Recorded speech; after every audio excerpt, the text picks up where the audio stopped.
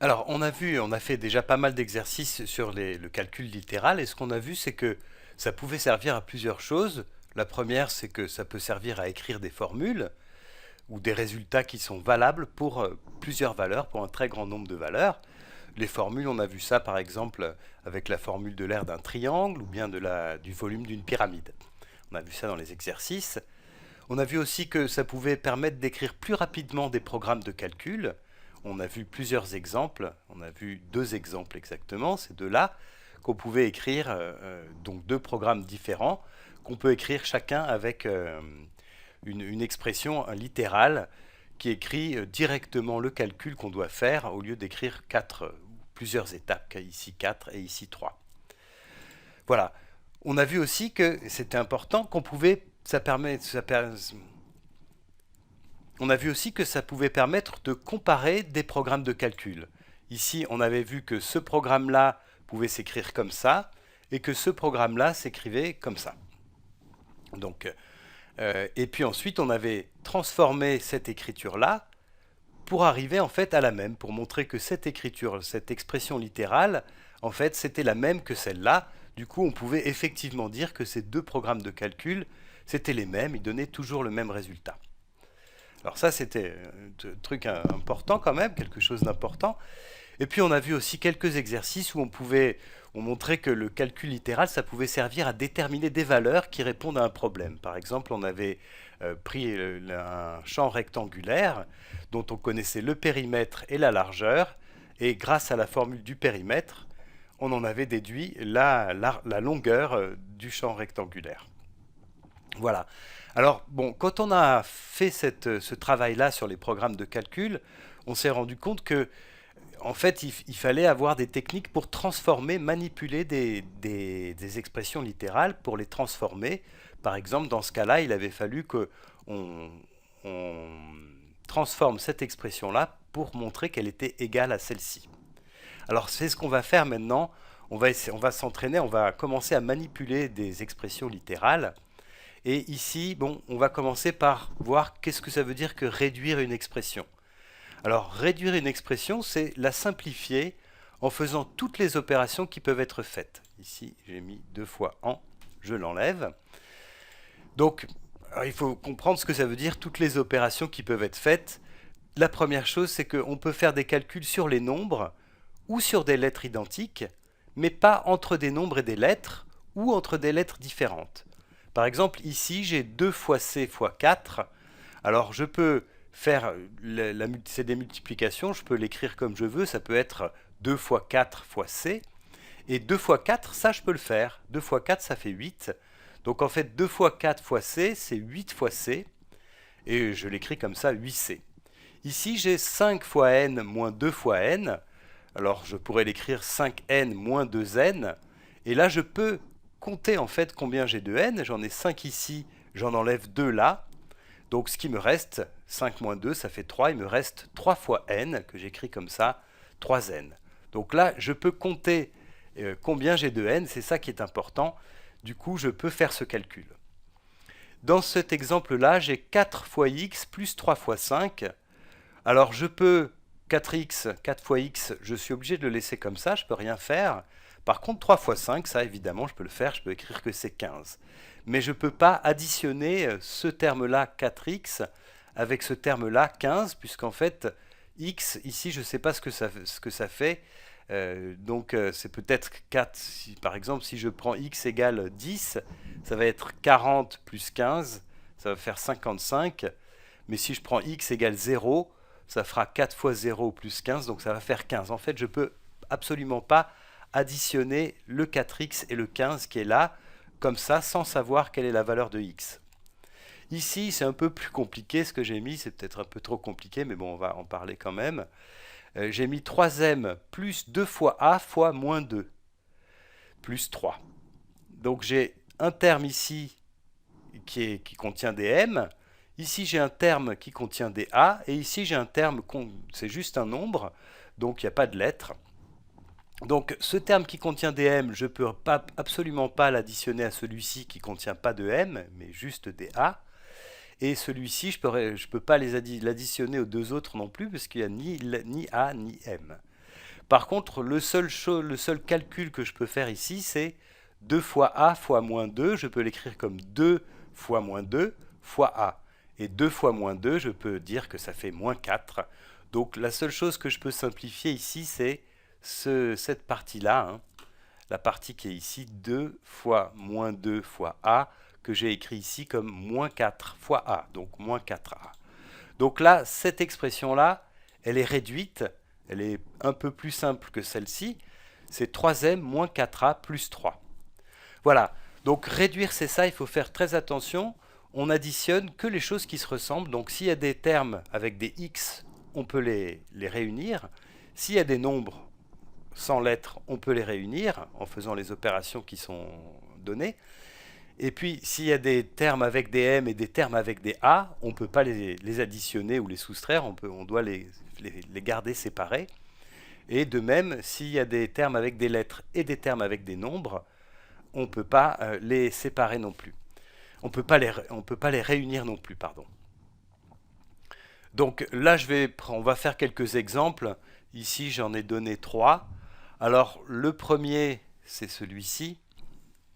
Donc, 2x plus 3 moins 4x moins 1 plus 3x. Alors, il faut regarder les termes qui contiennent des x, les termes de même nature en fait, hein. Il y a des termes qui contiennent des x, je vais les contenir et les repérer ici. Un terme là. Alors, quand je dis terme, je n'ai pas dit ça tout à l'heure. En fait, ici, j'ai une somme de plusieurs termes. J'ai ce 2x qui est là, qui est un nombre. J'ajoute un deuxième terme qui est 3. Je soustrais ça qui est moins 4x. Je soustrais moins 1. Et puis je soustrais 3x. Ici, il y a 1, 2, 3, 4, 5 termes. 5 termes. Je vais l'écrire. 5 termes. Donc, les termes qui contiennent des x, j'en ai un ici. J'en ai là, un autre. Et puis, j'en ai un autre ici. Et puis, enfin, j'ai des termes qui contiennent que des chiffres, que des nombres, pardon. Il y a ce 3 et ce moins 1 qui est là. Alors, ce que je peux faire déjà, pour que ce soit plus clair, c'est réécrire dans le bon ordre en rassemblant tout ce qui contient des x et tout ce qui contient pas de x.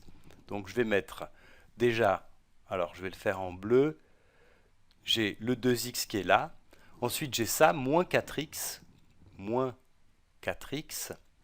et ensuite, j'ai celui-ci, plus 3x, que je remets là. Donc là, j'ai pris tous les termes en x, on peut les barrer hein, au fur et à mesure. Ici, pour ne pas se tromper, pour être sûr de les avoir tous pris. Et puis ensuite, je vais prendre les termes sans x, donc qui sont que des nombres. Il y a 3, donc j'ai un plus 3 ici. Et puis, j'ai ce moins 1 qui est là. Voilà, là je les barre comme ça, je suis sûr que j'ai tout pris. Alors maintenant, je vais compter en fait combien j'ai de x. Alors je vais mettre un signe égal ici.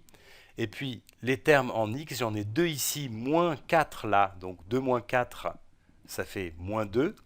Et puis j'en ajoute 3 ici, j'ai 3x de plus. Ça fait donc 1x. Si on veut, on peut le faire différemment. On peut additionner ces 2x avec ces 3x, ça fait 5x. Et ensuite, on doit enlever 4x. Donc j'en ai 5 et j'en enlève 4. Ce qui me reste, c'est 1x. 1x. Alors 1x, c'est 1 fois x. On avait dit qu'on pouvait l'écrire comme ça. C'est x. Donc ça, en fait, c'est la somme de tous les termes en x qui sont là. Et puis ici, j'ai 3 moins 1. 3 moins 1, ça, c'est 2. Voilà. Donc ça, je peux le faire comme ça. Donc mon expression, finalement, je vais la réécrire proprement, c'est x plus 2. Et celle-là, elle est simplifiée, elle est effectivement beaucoup plus simple que celle-là. Et pour faire ça, j'ai réuni les termes de même nature, tous les termes en x d'un côté, tous les termes sans x de l'autre, et j'ai pu faire ce calcul. Alors, on va faire le second qui est là, ici. Donc ici, je vais compter combien j'ai de termes. J'ai un terme ici, un terme là, un troisième terme là, un quatrième terme là et un cinquième terme là. Donc là aussi, j'ai 5 termes. Alors, je vais maintenant souligner ceux qui sont de même nature. Donc ici, j'ai un nombre. Ça, c'est pas un nombre, enfin c'est un nombre aussi, mais c'est pas, il y a une lettre dedans, donc c'est pas un terme de même nature. Par contre ici, j'ai un moins 7 qui est là, donc je vais déjà les écrire. Hein. 12 moins 7. Et puis maintenant, je vais regarder ici, ça c'est un terme avec des A. J'ai un premier terme avec des A, j'en ai un deuxième ici, et j'en ai un troisième là. Alors je vais les écrire. Le premier, donc, c'est moins 4A. Ensuite, j'ai plus 3A. Ensuite, j'ai encore plus A.